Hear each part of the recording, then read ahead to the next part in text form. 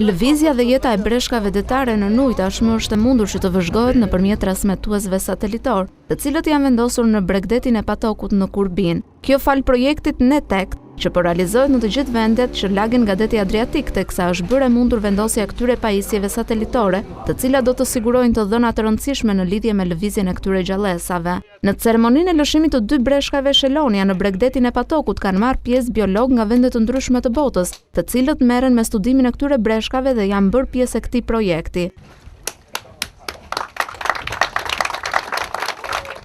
Profesori Driza Xhe, i cili merret prej vitesh me studimin e këtyre gjallësave, është shprehur se lidhja satelitore e këtyre breshkave për të parë lëvizjet e tyre është një risi për vendin tonë. Sipas tij, ky është një rast studimor mjaft me vlera për biologjinë shqiptare. Është një rast i studimeve biologjike të sofistikuara, shumë të rëndësishme, sepse breshkat detare, biologjinë e tyre kanë shumë të ndërlikuar në det, në ujë.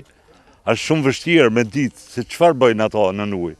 Dhe pikërisht këto transmetues satelitore, të cilat janë GPS, janë pra me të pajisur në bateri që kanë një jetë gjatësi prej 3 vjetësh, neve tani çdo 25 minuta do të jemi në gjendje të dimë në Mesdhe, në Adriatik, në Jon, kudo që të shkojnë, të dimë se nga shkojnë këto breshka detare. Këto transmetues satelitor, të cilët janë vendosur në bregdetin e Patokut, do të ndihmojnë për të parë lëvizjen e këtyre gjallësave për një periudhë 3 vjeçare, ndërsa do të ndihmojë biologët për të ditur më shumë për jetën e këtyre specieve në ujë. Bregdeti i Patokut në Kurbin njihet si një zonë ku lëvizin shumë breshka të veçanta, duke sjellë mjaft surpriza edhe për vetë biologët të cilët merren me studimin e tyre.